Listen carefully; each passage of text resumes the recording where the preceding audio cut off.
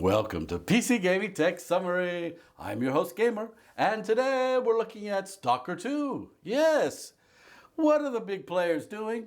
They're saying, oh, you're going to get 13 FPS at 4K. I don't think so. I get 80 FPS at 4K. Yes, how did I do it?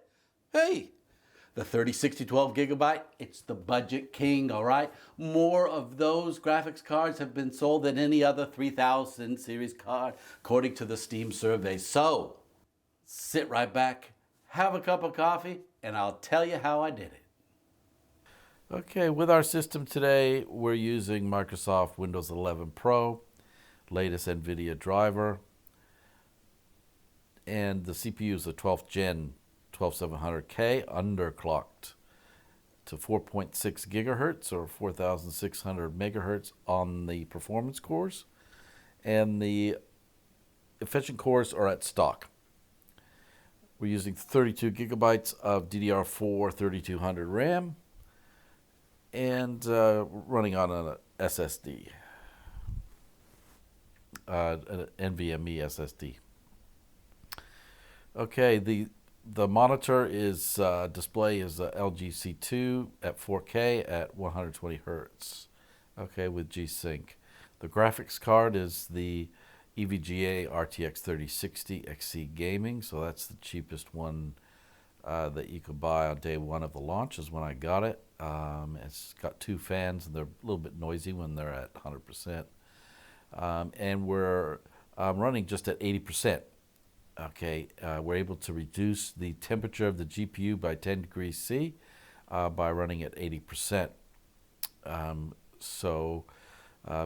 just gives less wear and tear on the card, and I still can do a slight overclock of 120 megahertz on the frequency, and also the VRAM is overclocked by 200 megahertz. Okay, it's running a fan curve at the moment. That's why it's only at 41% fans. I run it at that basically when it's idle. You can't really hear the fans at that level, and keeps things nice and cool. Now we're going to have a look at some benchmarking that I did. So these top three results over here are basically running around in the bush and the brush and the trees and foliage. Okay, and did it 3 times. And so we get an average of 81 FPS using the 3060. Okay. The other run was at 82, and we got 80. Okay, that's the average there. So we're running at like 81 FPS. Okay, so we'll take the numbers from the 81 FPS. Here's the graph for the FPS, and the average through that data is the green line. Okay, so if you look at this shows stuttering. Okay, if things are stuttering, and it's not showing any stuttering at all.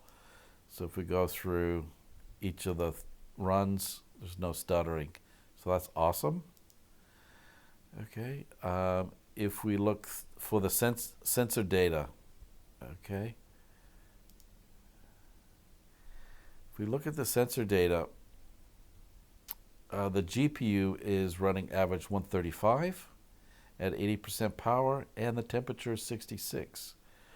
So if we got rid of our overclock and put it at 100% power, temperature would go up to 76 degrees. That's too hot for me. I take it for me because this is the second 3060 I've had. I had to return the first one because the temperature shot up. Okay, after using it just less than a year, temperatures went above the 83 C. So slowly it kept creeping up, and it may have been because thermal paste wasn't applied, but instead of giving me a new thermal paste or applying that, they gave me a whole new graphics card. But I could overclock it a lot lower. Oh, that's the problem. Anyways, GPU, the VRAM, 8.6 gigabytes, and the game is using 6.3 gigabytes of the system RAM. The CPU was, like I told you, 4,600 megahertz for the performance cores. CPU average wattage is 88 watts, okay, with a max of 116, and an average of 52 degrees with a max of 60. So that's running nice and cool there. How did I get such high frame rates using the 3060 12 gigabyte? Okay, 4K, at 4K, full screen borderless. VSync disabled, frame rate set to 120, reflex low latency enabled.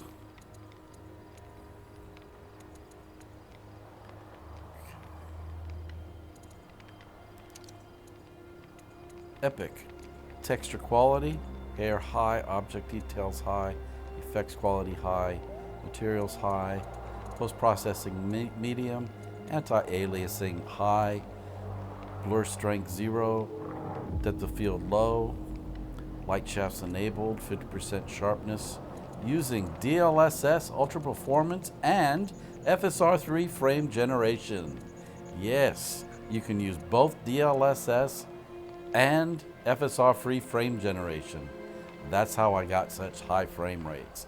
Now, if I change the DLSS to FSR,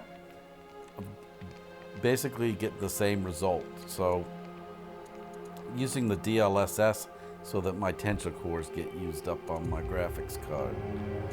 Might as well use those. All right, shading quality epic, global illumination high, reflections medium, shadow quality medium, clouds, fog, sky medium, foliage quality high, and near draw distance. AMD, thank you for that frame generation. I appreciate it. Yes, NVIDIA hasn't impressed me recently. Sorry to say. Biggest company in the world, but they're letting gamers down. We want VRAM, VRAM, VRAM, VRAM. How many times do we have to tell you? So, AMD, I'm giving you a look. You got a chance to win my business. And NVIDIA, you may just lose my business because I'm not happy with those 5000 series card specs. Not at all. Okay? I don't like it.